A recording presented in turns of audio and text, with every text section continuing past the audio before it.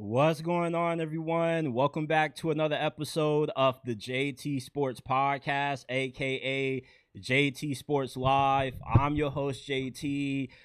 I got a bunch of pushback on Instagram and TikTok from my take on JSN's recent contract extension. If you haven't heard, you've been living under a rock. JSN is now the highest paid wide receiver in NFL history. He's making $42 million per season, which is more than both Jamar Chase and Justin Jefferson. I think what people are getting wrong about JSN's extension is that it doesn't have anything to do with where he is ranked among the best receivers in the NFL. And it goes into a bigger misconception that I just want to clear up for you guys about how these guys get paid, what they get paid, and all of the logistics that factor into why wide receivers are going for very high rates that most people will consider to be overpays. Also got some thoughts on the free agency moves of the Ravens and the Cincinnati Bengals. What does Kyler Murray change about the Minnesota Vikings? Last season, they won 9 games in spite of their quarterback play not being good, multiple injuries on the offensive line. How much does Kyler Murray improve not just the Vikings' floor, but their ceiling if everything goes well?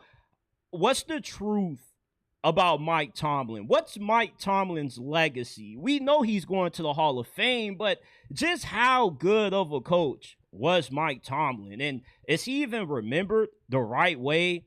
Jeremiyah Love is about to break an unwritten rule in the NFL draft. We'll break down where he'll possibly land come draft night. And the misconception that the NFL has about age doesn't always equal production. You could be 30 years old and still be playing some of your best football. And some players turn 30 and they automatically fall off. Listen, if you live, eat, breathe, and die football, you've come to the right place. We're talking all things football, 24/7, 365 days throughout the year. College football, NFL. If you're just a football junkie, you're a football fanatic, smash that like button, subscribe to the channel, turn on post notifications so you do not miss when we drop new content. We're not just a YouTube channel. For those of you guys who don't know this, we are a podcast. You can find this episode along with all of our previous ones, wherever you get your podcast from, on all podcasting platforms, Apple, Spotify. The links are down in the description down below. If you enjoyed this episode, you enjoy the content, you want to support the grind, all we ask is that you give us a 5-star review. Takes less than a second to do so. The links are down in the description down below. And let's dive into it.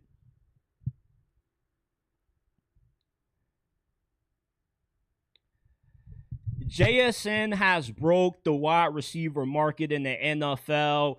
What's strange is when Julio Jones and Antonio Brown were at their peak, they were only making 15, 16 million per season. That's what the highest paid receivers were getting a decade ago. Now you fast forward from 2016 to the current year, 2026, and you have multiple receivers making times 2 what Antonio Brown and Julio Jones were making during their peak. You got guys making 30 million, 40 million plus per season simply just playing receiver. And JSN, with his latest contract extension, a 4-year deal that's going to pay him 42 million per season, the highest paid wide receiver ever, it's caused a lot of confusion, I feel, among NFL fans about how much these wide receivers are actually worth.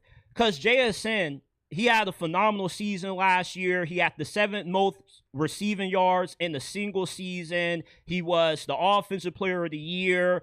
In spite of how great his 2025 campaign was, you're paying this dude solely based off one great season, while his overall body of work doesn't come close to eclipsing Justin Jefferson's or Jamar Chase. So how is it that JSN can cash out off of one season and become the highest paid receiver in NFL history and automatically eclipse what Jay Jettas and Jamar Chase are making. That's because the NFL pays players based off recency bias. How good you were last season, how good have you been lately, determines what your value is going to be come contract negotiations or if you hit the open market. You see, from a fan perspective, we think JSN's a great receiver, but he shouldn't be the highest paid receiver based off one good season. He needs at least 2-3 good years to justify getting this pay, which makes a lot of sense in theory. Here's the issue with that, though. When you are coming off a season as terrific as what JSN just had, you put the Seahawks or certain teams in a bind because, sure, you could wait another year, drag out the contract talks, and then you risk having to pay a lot more when you could have got JSN on discount. Let's say the Seahawks decided we want to wait another year before paying JSN, and he replicates, if not exceeds, what he just did last season. Then the price tag goes from $42 million per season to maybe $50 million per season. So that's an $8 million differential. If you got a player that you believe in, that you drafted, that you know is going to be an elite player for a very long time, you want to lock them up now before their value increases. And what the Seahawks paid JSN, other teams probably would have paid him the same, if not maybe a lot more. What JSN wouldn't have gotten paid from the Seahawks if they didn't want to extend him, another team would have had no problem giving him. That's the thing with free agency and these contract negotiations. What is perceived to be an overpay is what every other team would have paid Jackson Smith-Njigba. What one team won't do, another team will.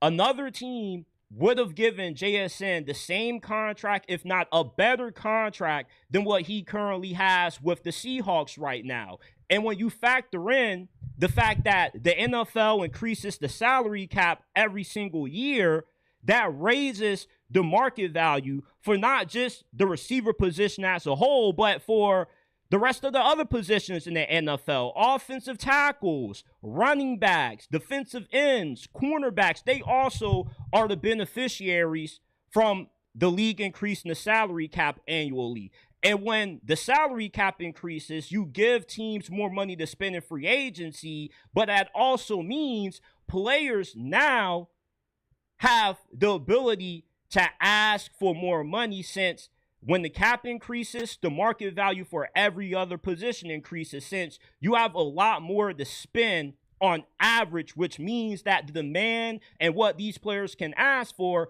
also increases. And elite players like JSN, they take advantage of this by asking for market-breaking money. Now, not every player that's in line for a contract extension is going to break the record for the highest paid at the position. If you are an elite player and you're coming off a breakout season like JSN just did with over 1,700 yards, offensive player of the year, you're going to cash out on that recency bias along with the salary cap increasing. Yeah, you're going to walk away the highest paid at your position, regardless if you're worth that money or not. That's just how it goes in the NFL.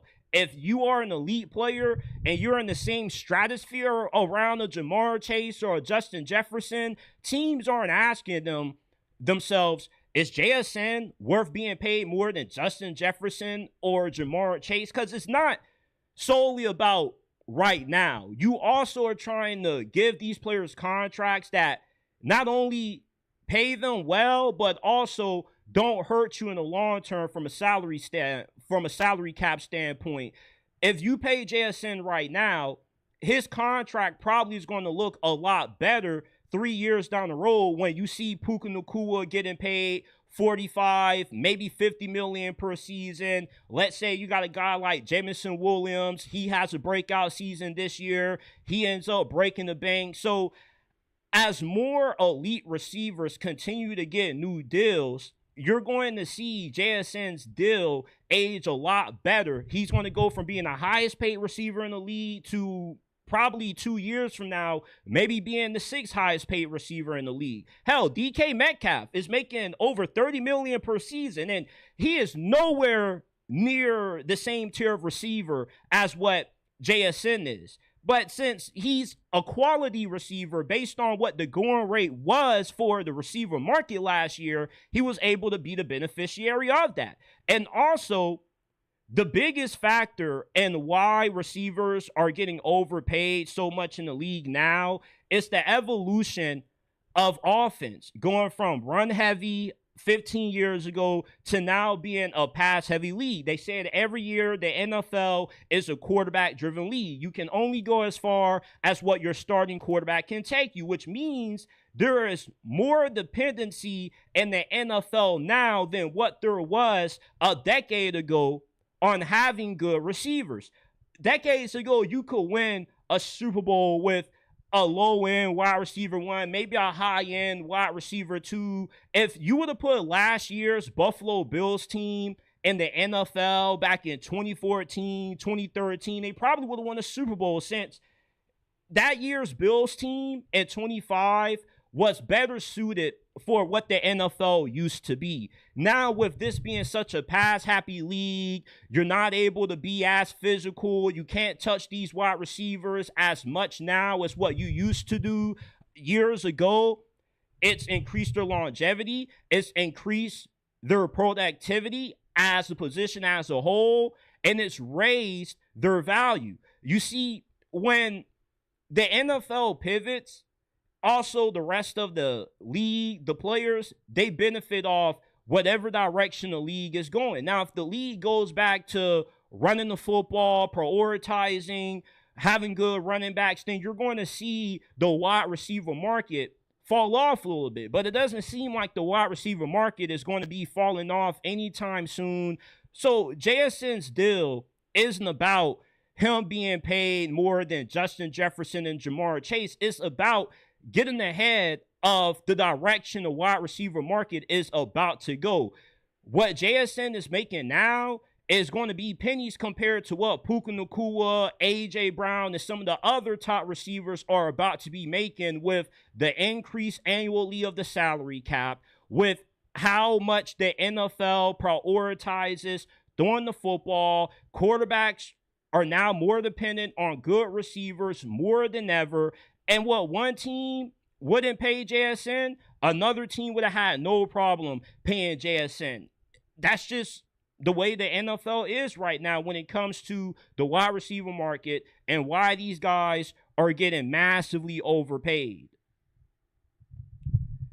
The Baltimore Ravens have had a very active free agency, and you decide to cancel the Max Crosby trade. You want to keep your draft picks. You rather sign Trey Hendrickson, who was a lot more affordable. And also, it allows you to have a little bit more flexibility cap-wise if you want to be aggressive and maybe add another star player, rather that be at receiver, your other edge spot, corner, wherever else. And the Ravens right now, with what they've done so far in free agency, they really are just one player away from cementing themselves as the team to beat this year in the AFC. The problem that I've always had with the Ravens is that they draft phenomenally well. But the 1-2 positions that they can't draft, they continue to waste first-round picks on them. And that's wide receiver and pass rusher. And the Ravens are at a point now where unless you're drafting one of the best players in the draft at their position, you're just wasting a first-round pick on a guy that's not going to be able to have an impact on you getting over the hump right now. And that's what the Ravens' goal should be. And that's why investing a first-round pick in the players that aren't going to have that big of an impact for you this year, it's just a waste of a draft pick. Now, I agree with you not going through with the Max Crosby trade. Was it immoral what you did? Sure. But you in the NFL, it's a competitive league. So you can't always hang your hat on morality. Guys are trying to win, and you got to do what's in your team's best interest at the expense of screwing over somebody else. And with the Ravens, deciding to keep their 2 first-round picks, canceling out the Max Crosby trade, it would make a lot more sense if they used those 2 first-round picks that they were going to use on getting Max Crosby to either trade up for one of the best pass rushers in this draft, such as Ruben Bain, David Bailey, Arvell Reese, or using those picks to package up to pull off another trade for another star pass rusher, since the Ravens are at a point now where the guys that you're drafting in the first round aren't going to help you get no further than where you've gotten the last couple of years, since most rookies don't have that big of an impact to be the difference in you making the Super Bowl or you losing in the AFC Championship, unless you're getting a guy like a Ruben Bain or Arvell Reese or a David Bailey, somebody that has a high probability of not just having a good impact for you as a rookie, but a big enough impact where he's giving you 8.5, maybe 9, 10 sacks his first season, and that could be the difference in helping you get over the hump. But if you're wasting first-round picks on guys that could be solid as rookies, but it's going to take them 2-3 years to become a lead at their position, then you're just wasting time. Lamar Jackson isn't getting any younger. I didn't even know that Lamar Jackson was close to 30. That's how fast the years are flying by. I remember it was just yesterday. I was a freshman in high school, a sophomore in high school, and I was watching Lamar Jackson win the Heisman at Louisville. And now he's nearing his 10th season in the league. So you want to maximize the prime years of Lamar Jackson while you still have them. And you waste those prime years of Lamar, wasting all these first-round picks on receivers and pass rushers, which you don't have a good history of being able to draft, when you could just use those picks, either trade up for the best available at that position or go and get somebody that's going to be a proven commodity instead of banking on unproven rookies entering the league. The Ravens can either trade up for Ruben Bain, giving up their 2 first-round picks to get him, or they could trade up a 3rd or 4th-round pick and get Jonathan Gennard from the Minnesota Vikings. Now, Jonathan Gennard last season only had 3 sacks, and you probably think he's not worth trading for, but the season before last, actually his previous 2 seasons before 2025, he had 12 sacks. The production is there. I don't know if it just was a scheme issue, an injury issue, if he just fell off a little bit, if he wasn't working that hard in the offseason, but for whatever reason, he had some major regression. But with Jesse Mentor being the head coach of the Ravens, if there's anybody who could get the most out of Jonathan Gennard and resurrect his career, it's him. He's a defensive-minded coach. He does a pretty good job with getting the most out of young pass rushers. Hell, if you give Jesse Mentor Ruben Bain, I'm confident Ruben Bain gives you 8 sacks or more as a rookie. But the Ravens need to be looking for guys that can contribute at a high level right away instead of playing the long game. You played the long game. You got a bunch of good players that you drafted nearly everywhere. And yet, the most important positions you just can't seem to get right. So just stop wasting these draft picks, stop wasting the capital, and just go ahead and either trade for the best available in the draft or go get somebody that already has proven himself to be a high-level player. The Ravens also need another wide receiver. Now, I wanted them to bring back Hollywood Brown. Unfortunately, Hollywood Brown went to the Philadelphia Eagles. So now the next best option for the Ravens when it comes to bringing in some wide receiver help is Tyreek Hill. Now, Tyreek Hill, even though he's up there in age, you know the Ravens better than anybody else. There's no franchise that gets more out of players that are perceived to be past their prime than the Baltimore Ravens. Remember when they had Justin Houston? This dude was producing double-digit sacks in his final years in the league with the Ravens. Remember when they had Steve Smith, who was perceived to be past his prime? He was still putting up 1,000-yard seasons in his late 30s. No team in the league gets more out of aging veteran players than what the Baltimore Ravens do. You sign Tyreek Hill, that's a piece that could get you over the hump. The thing with Tyreek Hill is you're scared about the injuries. Is he still going to have that Olympic-like speed coming off an injury where his leg was flipped on the other side of his body? I don't think that Tyreek Hill is going to go from being the fastest player in NFL history to running 4.6 overnight just because of one leg injury, just because of old age. Tyreek Hill is a Hall of Fame level player. Hall of Fame level players can maintain a higher level of play than the average player can at the respective position. That's just what Hall of Fame level players do. They have Hall of Fame, not just production, but longevity. Look at Jerry Rice and Emmitt Smith. They were still very productive into their 40s. So Tyreek Hill, you give him to Lamar Jackson, along with Zay Flowers, what they already have at tight end, and Mark Andrews. At this point, signing Tyreek Hill doesn't do anything but make the Ravens a better team than what they already are.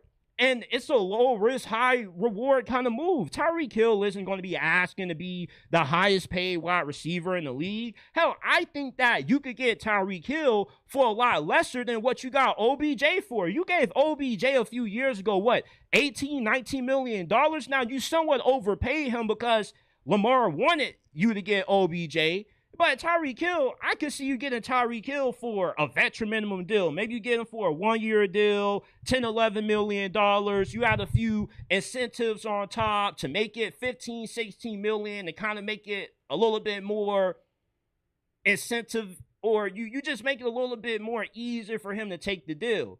Now, the Ravens also got to figure out who the hell is going to be playing center because you lost Tyler Linderbaum to the Raiders in free agency. So, am I going to be playing center for you? Or me and you, one of us, going to be playing center for the Ravens? Because at this point, you can't rule anything off the table. Now, they did sign John Simpson, an offensive guard in free agency, so they improved one of their offensive guard spots. But you still need another offensive guard, and you still need a starting center. And in free agency right now, it's pretty much slim pickings at both of those positions, so the Ravens are going to have to go on the draft to address those. Now, the Ravens do draft offensive linemen pretty well. Outside of missing on Daniel Flammignon, they pretty much hit on every other position but receiver and pass rusher. Good thing for the Ravens, this year's draft class has not only a bunch of good guards, but a lot of phenomenal centers. You could get a starting center in the 4th, 5th round of the draft this year. Jake Slaughter, former All-American at the University of Florida. He'll be a good fit for the Ravens. Parker Brailsford, starting center for the past few years at Alabama. He also will be a good pickup for the Baltimore Ravens. So what the Baltimore Ravens need the most is another star pass rusher. Either they trade for a proven one, or they trade up in the draft to get Ruben Bain or any of the other elite pass rusher prospects in this class. They got to get Lamar Jackson, another receiver. Right? That be Tyreek Hill. Maybe you draft Jeremy Bernard out of Alabama round 2, round 3. And then you got to find a center. But the most important move that the Ravens have to make is getting another pass rusher. And if they can figure that out, you love their chances to win the AFC this year. Shout out to everybody that's tapped in. Shout out to Badass Buckeye. He says Seattle might win it again. If they stay healthy and have a running back that can tote that rock, Walker will be missed. I wonder if they can get Love in the draft. The way that they're talking about Jeremiyah Love, it'll be very shocking if he goes anywhere past 9 after Kansas City. And Ian, we trust. Crosby, damaged goods, only worth 1 first-round pick. Shout out to everybody that's tuned in. Follow us on all of our social media platforms. You can find us on Instagram, X, TikTok, at JTSports_. We post a lot of bonus content on these platforms. We engage with a lot of you guys in the DMs. We take potential questions that could be good topics on future episodes. So just go ahead and follow us on all social media platforms at JTSports_ on Instagram, X, and TikTok. The links are also down in the description down below. The Cincinnati Bengals have gone from being very cheap, very conservative in free agency, not wanting to spend a single dime at all of a sudden blowing that cash in free agency. And the Cincinnati Bengals, have spent $126 million on 3 signings that barely improved their defense. They gave Boye Mafe a 3-year deal worth $60 million, and his production has diminished over the past 2 seasons. He had 9 sacks 3 years ago, and ever since, his production getting after the quarterback has gone down. You give Jonathan Allen, who has regressed over the past 4 years due to age, a 2-year deal worth $26 million. And both of these players have not just regressed statistically, but from athleticism standpoint, I don't think Jonathan Allen is the same player now as what he was in his peak with Washington. Now, they did sign Brian Cook to a 3-year deal worth $40 million. That's a solid pickup. He's going to not only help improve their pass defense on the back end, but he's a very good tackler, one of the best tackling safeties in the league, who will be an upgrade from Geno Stone, who was one of the worst tackling safeties in the league, had one of the highest missed tackle rates in the National Football League. The issue with what the Bengals have done in free agency is that they think them finally spending money is what's going to improve their defense. But just because you're spending money doesn't mean your defense is going to improve if you're not spending your money smartly. For example, the Pittsburgh Steelers spent only $95 million on improving their defense across 7 signings. And they improved their secondary, signing Jamel Dean, bringing back Asante Samuel. They got some very great value signings in Jaquan Brisker, Darnell Savage. They re-signed Cam Hayward. They signed Sebastian Joseph Day, who is a very good interior run defender. So the Steelers spent less than what the Bengals did across more signings and made their defense a lot better than what the Bengals did, who paid a lot more money than Pittsburgh, because it's not about how much money you spend, but it's about how smartly you can allocate that money to make it stretch across multiple positions. If the Bengals were going to spend nearly $80-something million on 2 players on the defensive line that have regressed over the past 2 years, they were better off taking that money that they spent on both those players, combining it, and going after one player who could have had a bigger single impact on improving their pass rush and improving their defense than them just spreading it across 2 players that aren't really going to be that productive for you. Now, your argument, if you're a Bengals fan, is going to be, JT, our defense was the worst against the run, and 26 at stopping the pass. So we need all the help that we can get, which is true. And your defense definitely is better with the additions of Boye Mafe and Jonathan Allen than what they were before you got them. But here's the thing. It's not about improving. It's about how much improvement can you make. And the Bengals limited the improvement that they could have made on defense by overspending on 2 guys that their production hasn't justified the pay. Now, it's a difference if you were paying for an ascending pass rusher, a guy like Daffy Owe, who's coming off a career year, who has 8.5 sacks, a career high, then I can understand that. Since he's coming off a breakout season, you got to pay him based off that, because the NFL pays players based off what have you done for me lately. So if you have a breakout season, teams got to pay you off the assumption that you're going to be able to build off that. Boye Mafe, the best season he had was 9 sacks 3 years ago, and there's no sign that he's going to be able to ever get back to that level again. His snaps have diminished. His snap count also went down, and he hasn't had the same impact on Seattle's defense as what he did when they had Pete Carroll. And you look at the rest of the division and you compare their rosters to the Bengals still have one of the worst rosters in the AFC North, one of the worst constructed rosters in the NFL altogether, because this is still a bona fide 7-on-7 team. Now, your offensive line is solid. Your offense is very good. But defensively, you still are putting a Dollar Tree defense on the field. Sure, you invest a lot more on defense, but just because you spend more doesn't mean you're going to get that return on investment, that ROI, because the players that you spent so much money on aren't going to be worth what you're paying for.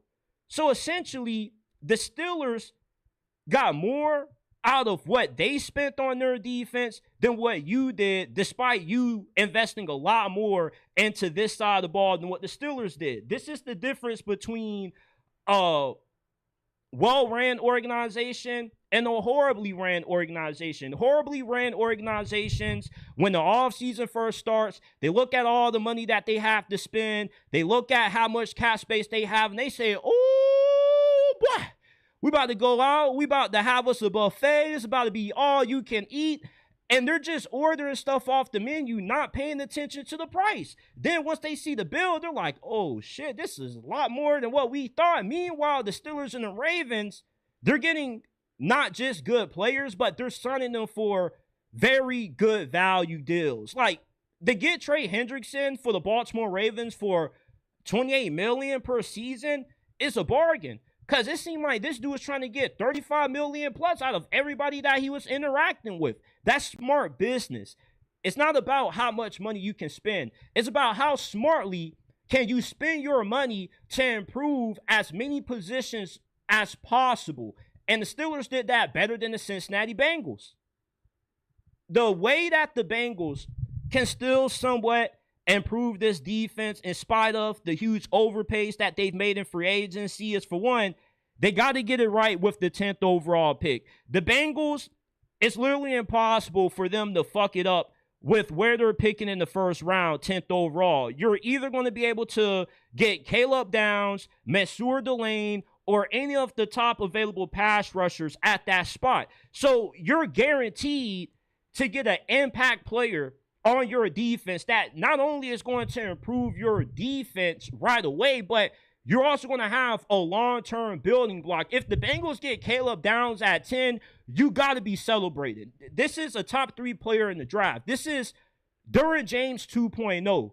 And you get somebody like Caleb Downs on a rookie deal for 4 years, and then you can strike on a few other guys. Like, let's say you draft a guy like Romello Hyde in round 2, round 3, and he ends up popping off as a rookie.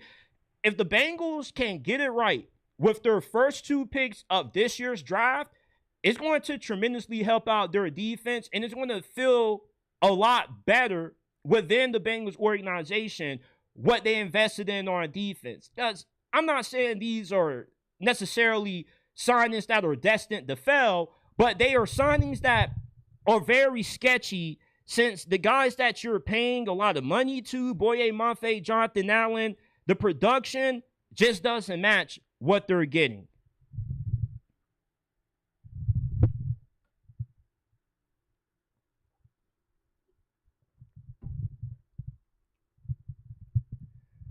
Let's talk about what Kyler Murray changes for the Minnesota Vikings this season. Now, obviously, with Kyler Murray signing for a veteran minimum, this is a low-risk, high-reward kind of move. Kyler Murray has a very high floor. When he's been healthy for the Arizona Cardinals, he consistently has thrown 24 touchdowns, 11 interceptions.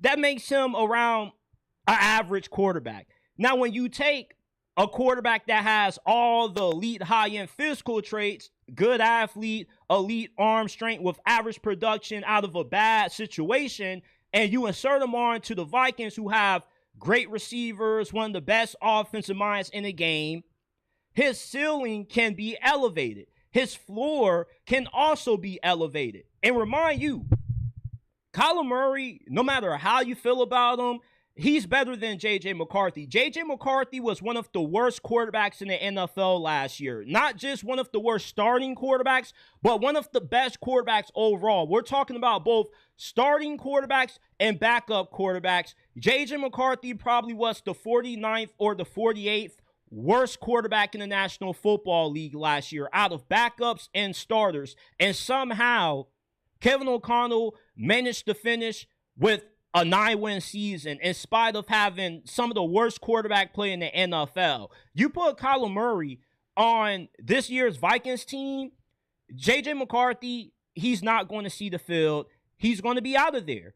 The Minnesota Vikings, when they drafted J.J. McCarthy, the thought was that we can benefit having a rookie quarterback start for us on that rookie deal, which gives us a lot more flexibility with the salary cap, which allows us to be more aggressive in going all in other areas like the pass rush, the offensive line. We can get more high-end players since we're not paying high-end money to our quarterback. But that philosophy, that thinking only works if the quarterback that you have on a rookie deal is actually good. You see, Kevin O'Connell got too full of himself. He was too overconfident in his ability to develop quarterbacks and how his scheme could elevate quarterbacks. And it's the same issue that Kyle Shanahan had when they reached and traded up for Trey Lance. Kyle Shanahan, his thinking was, I'm an elite offensive mind. I got a good scheme, so I can develop any quarterback. But where they went wrong is that they keep thinking that most of the times young quarterbacks fail because the team fails the quarterback. But oftentimes the quarterback fails the team because they just aren't good enough to cut it in the NFL. And so many people, so many NFL fans love to believe the fairy tale that if you make it to the NFL, you can become a good player. And not everybody that makes it to the NFL has what it takes to dominate in this league. Not everybody that makes it to the NFL as a quarterback has what it takes to be an elite quarterback. It's more than just how far you can throw a football, how athletic you are. It's about the intangibles. It's about the mental things. And J.J. McCarthy, Anthony Richardson, both of these guys, when they were coming out the draft, had very bad intangibles, and they had some very questionable resumes. Anthony Richardson only had 1 year as a full-time starter, and he missed games with injuries, and he also was living on potential, just like how he was living on potential in high school. J.J. McCarthy was the beneficiary of being on a veteran team that was a run-first operation. He was a handoff merchant. Some people think calling J.J. McCarthy a handoff merchant is just an insult, but that's just what he is. He was a handoff merchant at Michigan. He didn't have a lot of games when he was asked to drop back 25, 30-plus times and win Michigan the game with his arm. But Kevin O'Connell, being overconfident in his offense, his play calling, his ability to develop quarterbacks, got the Vikings in this situation where they have no choice but to get Kyler Murray and hope that he can be for them what Brock Purdy has been for the 49ers, because the Vikings need Kyler Murray to work out. Because if he works out, he can bail you out from whiffing on drafting J.J. McCarthy, just like how Brock Purdy bailed out the 49ers from whiffing on Trey Lance. Normally, when you draft the quarterback in the first round and they're not good, it sets your franchise back 2-3 years. Thankfully enough, the Vikings are in such a good situation from the talent that they have on the roster, them having a good head coach and a very good defensive coordinator, that you can overcome whiffing on J.J. McCarthy as long as Kyler Murray works out. And with Kyler Murray, the floor for the Minnesota Vikings is at least 10 wins. You won 9 games starring Carson Wentz, J.J. McCarthy, and Max Brosmer. So if you can win with those 3 guys at QB, you can definitely get to at least 10 wins with a guy like Kyler Murray, who's already been to the playoffs before. Kyler Murray, his first 3 years with the Cardinals, he got better every single year. The Cardinals were in ascension mode. Their win total increased Kyler Murray's first 3 years as well. And at one point during his 3rd season, Kyler Murray not only was the MVP frontrunner, but the Cardinals were 7-1, looking like the best team in the NFL. So there's been moments in Kyler Murray's career when he has shown the ability to be an elite quarterback, an MVP caliber quarterback. Unfortunately, the consistency just hasn't been there. But Kevin O'Connell, already working wonders with Sam Darnold, he definitely can do the same thing with Kyler Murray. And if he does for Kyler Murray what he did for Sam Darnold, what's the ceiling for the Minnesota Vikings? I don't see how it can't be the NFC Championship. Around this time last year, we were already saying that if J.J. McCarthy was somewhat decent, the Vikings could have been good enough to be a contender for the NFC. It's not like they lost the entirety of last year's team. If anything, this year's team, based on what they've done so far this offseason, is slightly better than the team that they had last year. So you add better quarterback play with that, the ceiling, the potential for how far the Vikings can go, it's a lot better with Kyler than what it was with J.J. McCarthy. And there is a huge gap between Kyler Murray and J.J. McCarthy. When you go from one of the worst quarterbacks in the NFL to at least a mid-average quarterback like a Kyler Murray, that's a huge improvement. At least with Kyler Murray, you get somebody that you know isn't going to finish the game 9 of 27 for 98 passing yards. There were games that the Vikings should have lost, but by the thanks to the man above, the football gods gave J.J. McCarthy enough ability to come through for the Minnesota Vikings late in the fourth quarter of a few games. And it seemed that's the only quarter J.J. McCarthy actually looks like a competent quarterback. He saves his best for last, which you can say is a good and a negative. Sure, it's not about how you start, it's about how you finish. But at the same time, if I'm a starting quarterback, I need to play good for not just one quarter out of 60 minutes. I need to play good for the entirety of the 60 minutes, not just 15 out of 60 minutes. So, listen, Kyler Murray, I'm not saying that he's going to blossom into Lamar or Josh Allen with the Minnesota Vikings, but what I am saying is Kyler Murray has been a lot better with the Cardinals than what he's been given credit for. The Cardinals, let me remind you, have been in the NFL since the 1920s, and yet they have no Super Bowls, and they have the most losses out of any franchise in NFL history. And Kyler Murray led them to only their 5th playoff appearance and 25 years in his 3rd season. So we've seen what Kyler Murray can do when he's at his best on a dysfunctional organization. So imagine how good Kyler Murray can be, what he looks like, what level he plays at, with one of the best receiving corps in the NFL, a solid offensive line, a competent coaching staff, and some stability in the front office.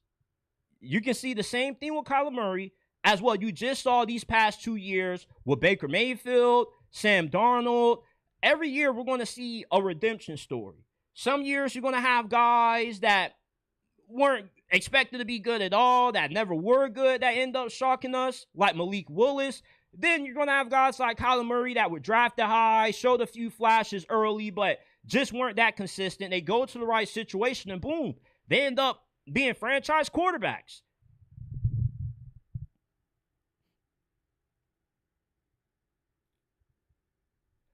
Mike Tomlin's legacy is oftentimes very overshadowed with his lack of postseason success. And I get it. What you do in the playoffs defines you if you're a head coach for an organization that has as much tradition and pageantry as what the Steelers do. A successful season for the Steelers isn't defined by you making it to the playoffs, you winning 9-10 games in the regular season. What makes a season a success or a failure for a franchise like the Steelers, the Packers, or the Cowboys is about what you do in the postseason, because that's what the history and the tradition of the Steelers franchise has been built off, the postseason. And unfortunately, the last decade that Mike Tomlin was the head coach of the Steelers, he didn't have any success in the postseason at all. But despite his lack of playoff success, it still doesn't diminish how good of a coach Mike Tomlin was overall. Mike Tomlin, without a doubt, is a bona fide Hall of Fame coach. You don't need to have assistant guys underneath you end up becoming great head coaches to solidify you as a Hall of Fame coach. What made Mike Tomlin a Hall of Fame coach is that he was one of the few coaches in the history of the NFL that was the face of his franchise. When Big Ben retired, the face of the Pittsburgh Steelers was Mike Tomlin. Not TJ Watt, Mike Tomlin. Not too many teams do you affiliate with their head coaches being the face of the organization. That's what Mike Tomlin was to the Steelers. Why? Because he was one of the best culture builders, if not the best culture builder that the NFL has ever seen. You can't scoff over Mike Tomlin never having a losing season and looking upon it as a minuscule accomplishment. Because if it was as easy as what some make it out to be, Mike Tomlin never having a losing season, then why is it that he's the only head coach that has retired, never having a losing season?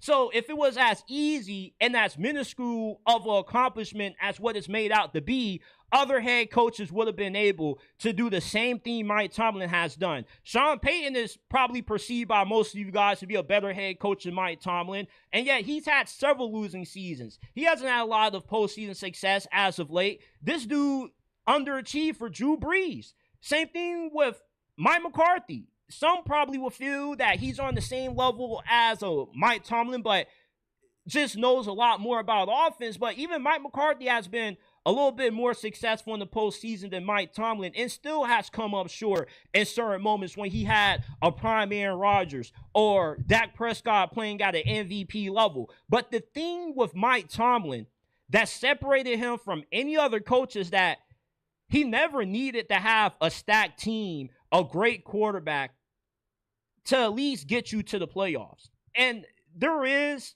a lot of praise that he deserves for that. Making it to the playoffs doesn't make you a mediocre team. A mediocre team is a franchise that always is on the outside looking into the playoffs, like the Browns, the Jets, the Raiders. Mike Tomlin is tied with Chuck Noll all-time with wins at 10th all-time. He has nearly 200 career wins as a head coach.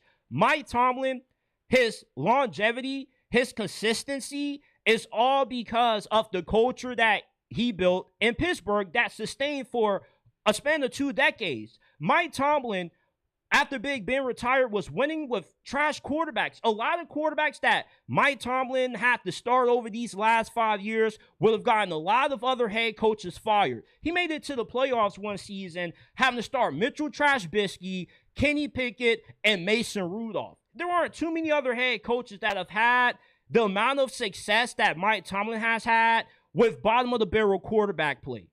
Let's not also forget about the locker room headaches that Mike Tomlin had to deal with and was still able to win. Mike Tomlin was the only head coach that was able to win with Antonio Brown. When Antonio Brown got traded from the Steelers, this brother didn't stick anywhere. He was bouncing around like a hot potato from the Raiders to the Patriots to the Buccaneers. And even when you thought he had a little bit of some stability with the Buccaneers, the dude went complete Looney Tunes and ends up quitting on the Buccaneers.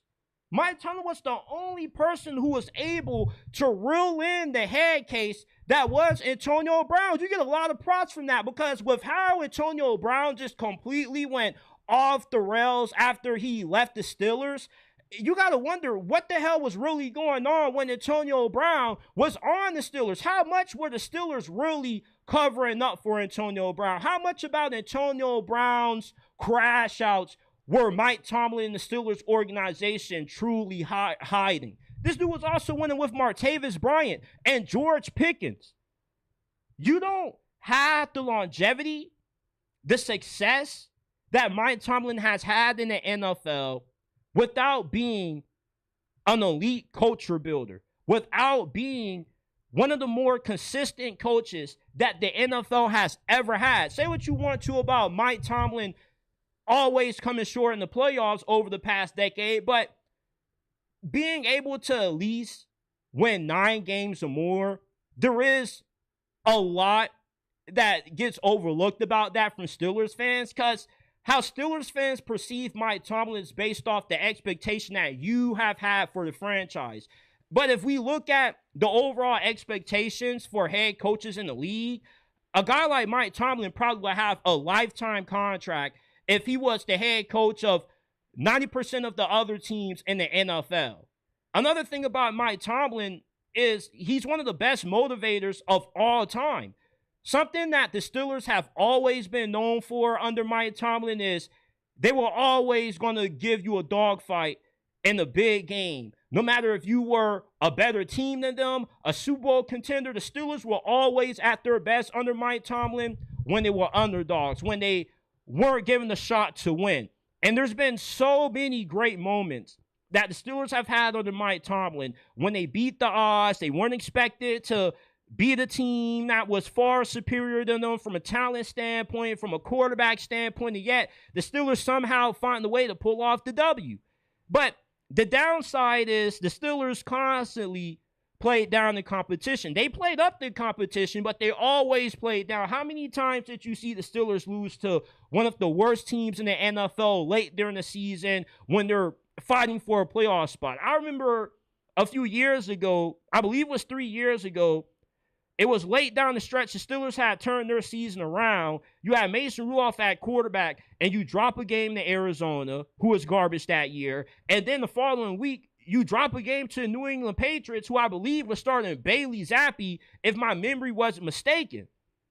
So although Mike Tomlin definitely was an elite motivator, definitely always had the guys ready to go for the big games, wasn't really that good against the games when the Steelers were facing teams that they were supposed to squash.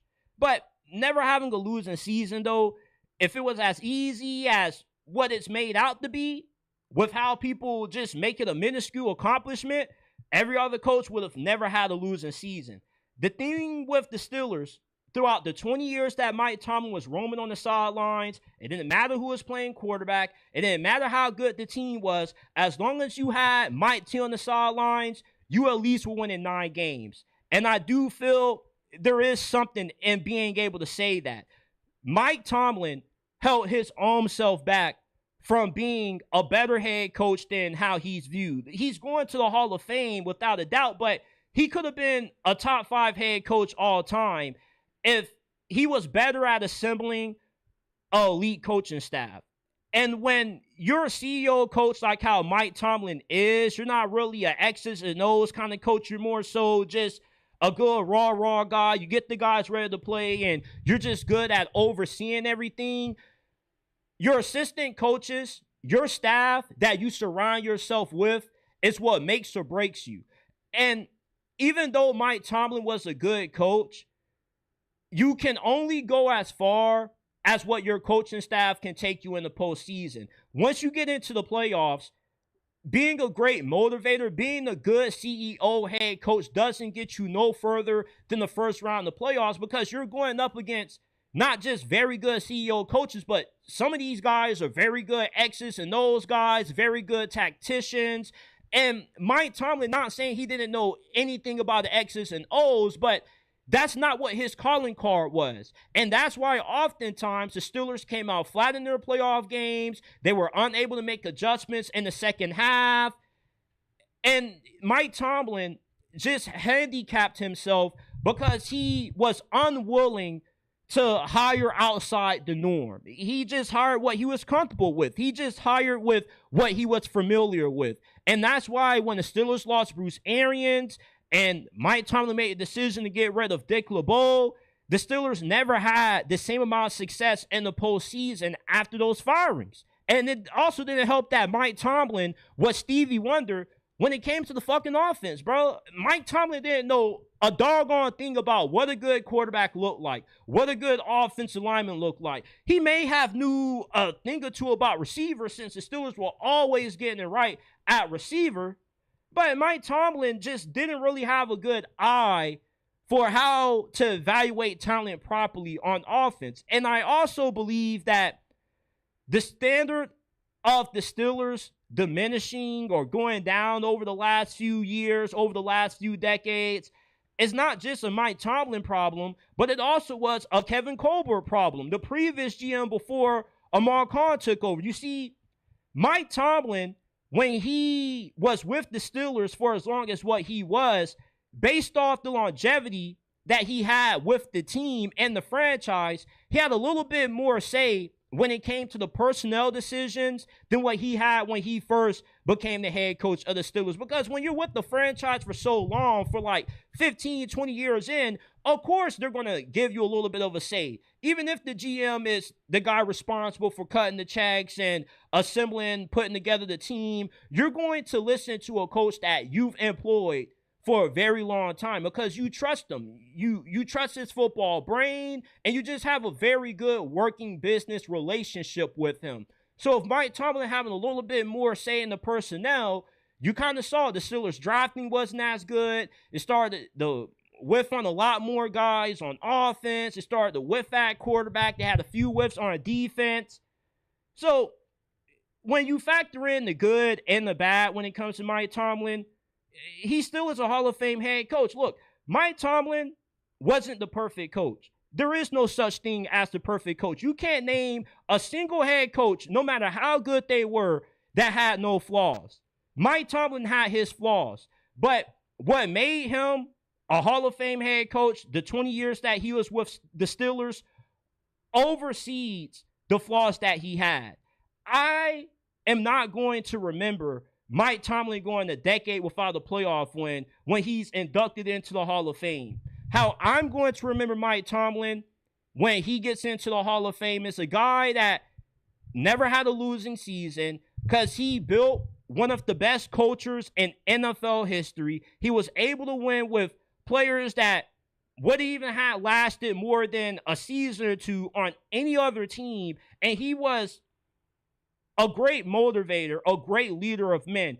He was a guy that these players, no matter what, you could never question the amount of effort and the amount of enthusiasm that these players had playing under Mike Tomlin. Effort and enthusiasm was never a question with the Steelers under Mike Tomlin. With other teams, when they get tired of their head coach, you know what they do? They tap out on them. They quit on them. Remember when the Saints fired Dennis Allen during the middle of the season 2 years ago? The team quit on them. Remember when the Raiders beat the shit out of the Chargers on Thursday night in Brandon Staley's final game?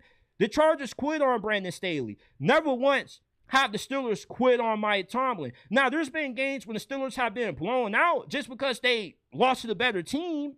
But just because you get blown out doesn't mean that you were lacking effort, you were lacking enthusiasm. You go back and you look at the Steelers' playoff loss to the Texans, they didn't quit in that game. They were in that game until midway in the fourth quarter. Somehow, in spite of how bad the offense was, they still had a shot to win it until all hell broke loose and the Texans just completely ran away with it in the final 15 minutes.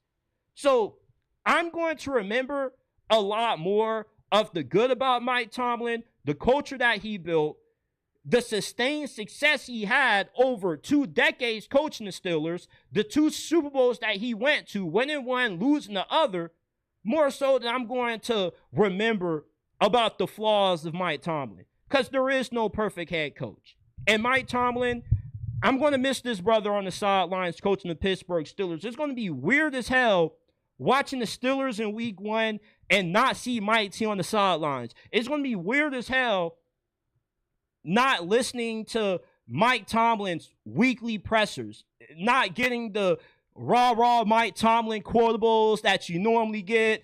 We're not looking for hostages. We're looking for volunteers.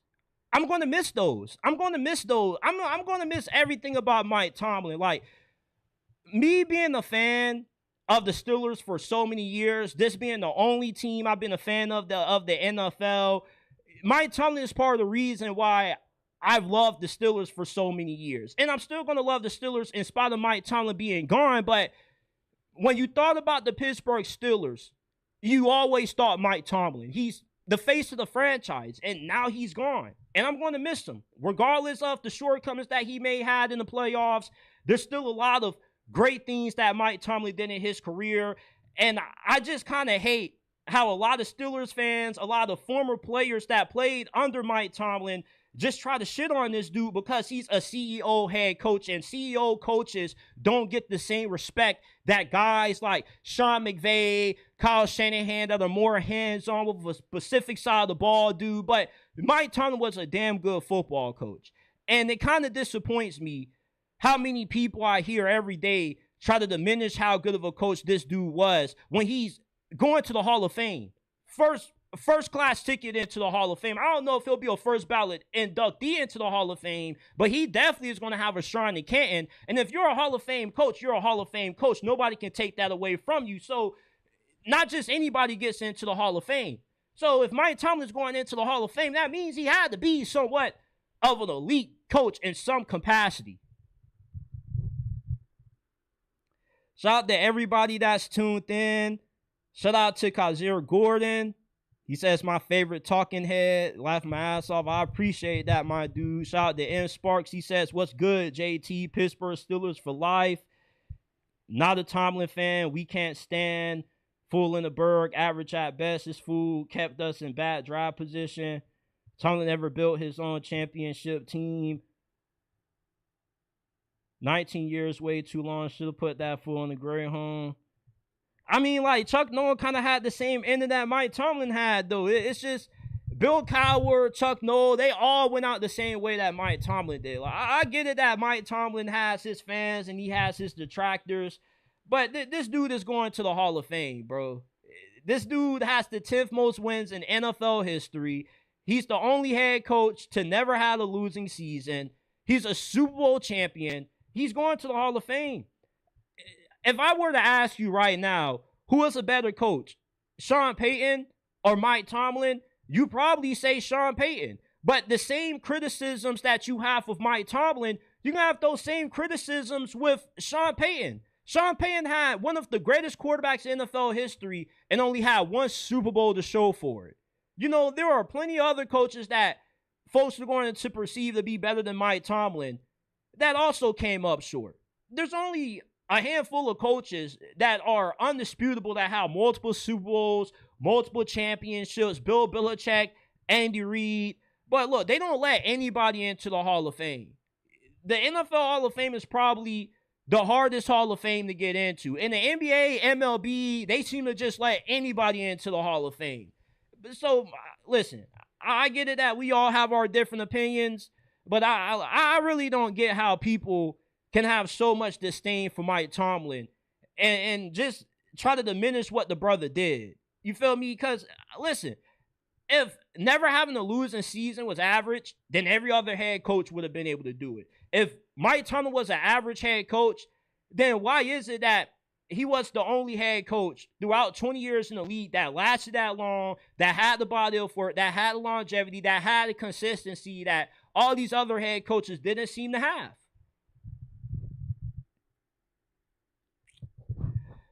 What's very odd is how last year when the Raiders drafted Ashton Jeanty in the top 10, they broke the unwritten rule that you can't draft a running back that high since running backs' values, their importance to winning a championship are a lot lower compared to any other position. So due to their low positional value, drafting a running back in the top 10 is a rule that shouldn't be broken. But when the Raiders broke the rule, it was seen as a bad pick. Now, a year later, we fast forward to 2026. Jeremiyah Love, arguably the best player in this year's draft, is expected to fall no further than 9th overall to the Kansas City Chiefs. So that means that if Jeremiyah Love gets drafted in the top 10, whoever that team may be that takes him, they're going to be breaking the same unwritten rule that the Raiders got a bunch of slander for breaking. So my whole thing is, if the positional value for a running back is low, where is Jeremiyah Love going to fall when the NFL draft kicks off? Because there are not any teams in the top 10 right now where their number one need is a running back. Now, you can make the argument for why Jeremiyah Love would make sense. Like, if the Titans take Jeremiyah Love at 4, you give Cam Ward another playmaker. You give him somebody that can take a little bit of pressure off his shoulders. You got somebody that can be the closer late in games, win TOP, dominate time possession. But you got Tony Pollard.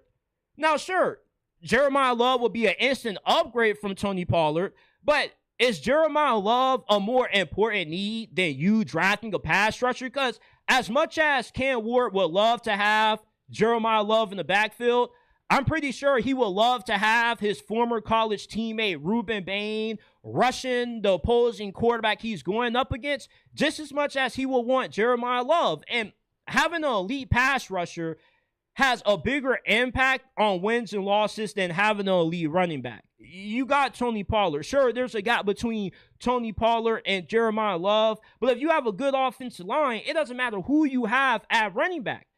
The New York Giants, they could take Jeremiyah Love at 5. Are they really going to take another running back in the top 10 high again? when they already took Saquon Barkley in the top 10 in the draft a decade ago and didn't really bring them that much success? Are they really going to do that same thing when they could take a Sonny Styles who could be the next coming of Fred Warner or the new Bobby Wagner? You could take Caleb Downs. I'm not disputing how good of a player Jeremiyah Love is, but I'm asking, is the need for Jeremiyah Love as big as the need for a pass rusher, a corner, or the other positions on the field? Like the Washington Commanders, they brought in like 3-4 running backs in free agency, and they already had a very good rookie running back last year. So does Jeremiyah Love fit a bigger need for you than the millions of holes that you had on defense? Sure, you've been active in free agency, but you haven't signed no elite tier players on defense. You can still use another corner. You can still use a few pass rushers. You could still use a little bit more beef on the interior of your defensive line. Do the needs of the Commanders justify the means of taking Jeremiyah Love? Now, if you're saying that our priority is to give Jaden Daniels as many playmakers as possible, okay, take Jeremiyah Love. If that's your same thinking for the Tennessee Titans, drafting him to pair him alongside of Cam Ward in the backfield, cool. But for the New York Giants, though, Cam Scalaboo had a very good rookie season. And I know that the injury that he's coming off with makes you very worried about the kind of player that he's going to be coming off it, since running back already has a short shelf life. And when you have a lower body injury that's severe, that forces you to miss the majority of the season, there's a chance that you may not be the same player. You still got Tyron Tracy. So, yeah, neither one of those guys are better than Jeremiyah Love, but you're straight at the running back position. Do you really need Jeremiyah Love that much to ignore linebacker, to ignore your need for corner or another safety? All I'm saying is, whoever drafts Jeremiyah Love, you can argue that they're ignoring what they need and going with what is a luxury pick. And most of the time, drafting a running back or a linebacker makes a lot of sense if you already have a good team. Like if you are just at a point where you can just go best player available because you drafted well on the trenches, you got a quarterback, you got receivers, you got corners. If you're the Philadelphia Eagles and you needed a running back, Jeremiyah Love would make a lot of sense.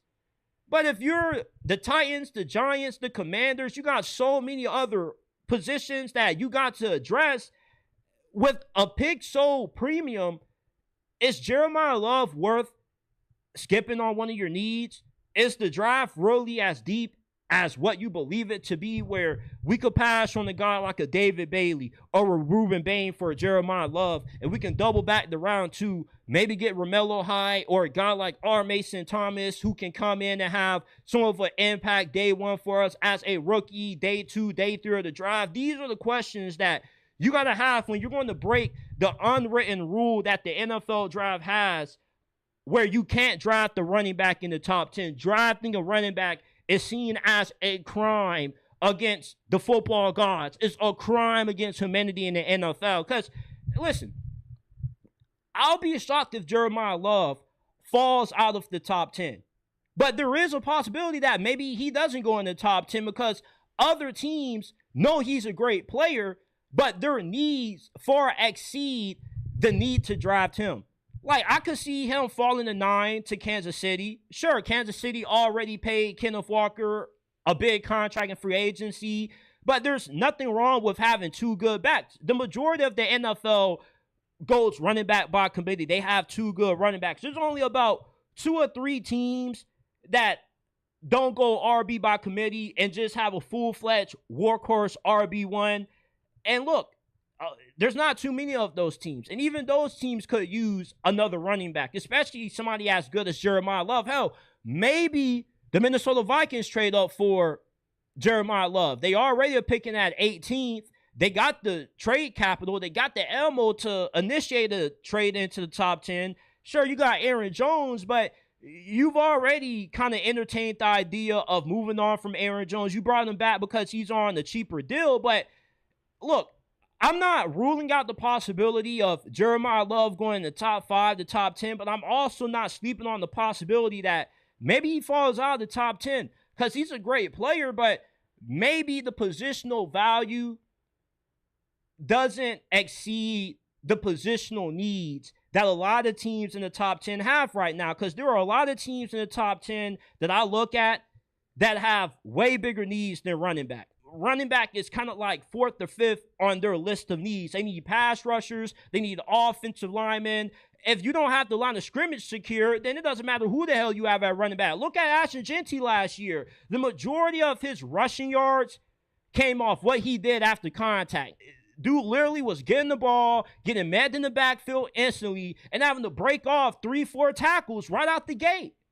So all I'm saying is, I wouldn't be shocked if Jeremiyah Love fell out of the top 10. I wouldn't be shocked if he got drafted as high as 4th overall by the Titans, but I just really don't know where he's going to go, because it's one of those odd situations where you got a good player, one of the best players out of draft, who just unfortunately happens to play a non-premium position.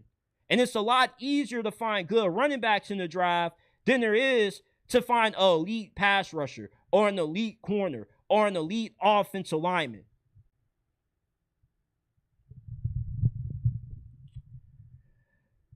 The NFL community, or let me rephrase this, NFL fans automatically think once a player hits 30 years old, they automatically are going to fall off. Once you hit 30, there's no more use for you. You're useless. You're just destined to regress. But I couldn't be any further from the truth. You see, what NFL fans often overlook about players who hit the age of 30 is 30 isn't the definitive age that every NFL player declines. Hall of Fame level players decline at a slower rate than your average player. Take Mike Evans and Keenan Allen, for example. Keenan Allen is into his mid-30s, and he probably won't be on the team this year. Mike Evans is into his mid-30s, and yet he just got a big payday in free agency from the 49ers, and he still is going to be super productive despite being 33 years old this year. You had a guy in Khalil Mack who a few years ago had 17 sacks, a career high at the age of 32. Hell, Jerry Rice was a second-team All-Pro, had a 1,200-yard campaign at the age of 40, and made it to the Super Bowl with the Las Vegas Raiders. Hell, Tom Brady, with how he was slinging that football in that flag football game a few days ago, even though he's nearing the age of 50, if he wanted to, he could still play and still be one of the better quarterbacks in the NFL. Hall of Fame level players don't automatically fall off once they hit the age of 30. There are a lot of Hall of Fame level players that can still play at an elite level late until their later 30s. All-time greats, what separates them from everybody else is that not only are they more talented than everybody else, but they also tend to have longer careers, more longevity than the average player does in the NFL or in the NBA. Look at LeBron James. LeBron James went from, okay, is he going to come back? Is this it? Till now, we don't even question if LeBron's going to be back. We don't even think about LeBron retiring in the offseason. Because after the Lakers won their first championship with LeBron, you started to have those retirement questions pop up nearly every offseason until the last 2 years, when now you don't even question if LeBron's going to be back. When LeBron retires, it kind of just going to shock us all. LeBron could play until he's 50. LeBron is still averaging over 20-plus points per game, still averaging nearly a triple-double, and it looks like he hasn't lost a step. Normally, these players, once they hit 40, they don't have much left in the tank, let alone their later 30s. So when you got LeBron, Jerry Rice, Tom Brady, hell, even Emmitt Smith almost had 1,000 yards in his final season in the NFL playing for the Arizona Cardinals, and he was damn near 40. So if you are a Hall of Fame player or a future Hall of Famer, hitting 30, that could just be a career renaissance for you. There are some players that when they hit 30, they play their best football. Good example, Cam Hayward. Cam Hayward has been a lot better in the later stages of his career than what he was in his prime years in the league, when he was in his early 20s and he was young. Sometimes you get players that when they get 30, they actually end up playing better than what they were when they were younger. Sometimes the older you get, the better you tend to get. And sometimes the younger you are, the worse you tend to be because you get better with more experience. So just because a guy like Mike Evans turns 33 years old and he's getting a big payday in free agency doesn't mean that he's going to fall off. It doesn't mean that he's going to regress, because there's a difference between the all-time greats of this sport and the average Joes, the good players. Keenan Allen is a very good player. He's going to be in the Hall of Very Good, but he's not going to be in the Hall of Fame like Mike Evans and Larry Fitzgerald, since he didn't have the longevity like those players did. But this is it for this episode of JT Sports Live. I appreciate you guys for tuning in. Shout out to everybody that's been tuned in. Shout out to NSparks187. Shout out to Kazira Gordon. Shout out to everybody that tapped in for tonight's episode. We will be back tomorrow, same time, 9:15, 9:20, 9:25 p.m. Eastern time, somewhere around that time frame. But we're going to be talking college football for the first time in a while. If you guys didn't know or you forgot, we talk about all things football here on JT Sports, NFL and college football. And I got some very good takes that I want to get off my chest tomorrow. So we'll be back same time talking college football. If you haven't already, smash that like button, subscribe to the channel. If you live, eat, breathe, and die football, this is the place to be. We're talking NFL, college football, 24/7, 365 days throughout the year. Check out the pod, Apple, Spotify, wherever you get your podcast from. You can find this episode in audio format wherever you get your podcast from. Links are down in the description down below. Give us a 5-star review if you enjoyed this episode. Follow us on all of our social media platforms. You can find us at JT Sports _ Instagram, X, TikTok. The link is also down in the description. And last but not least, join our Discord, man. If you be up at weird hours throughout the night, let's say you wake up at 3 a.m., you just can't go to sleep, you just have that itch to talk some football, join the JT Sports Discord. Link is also in the description down below.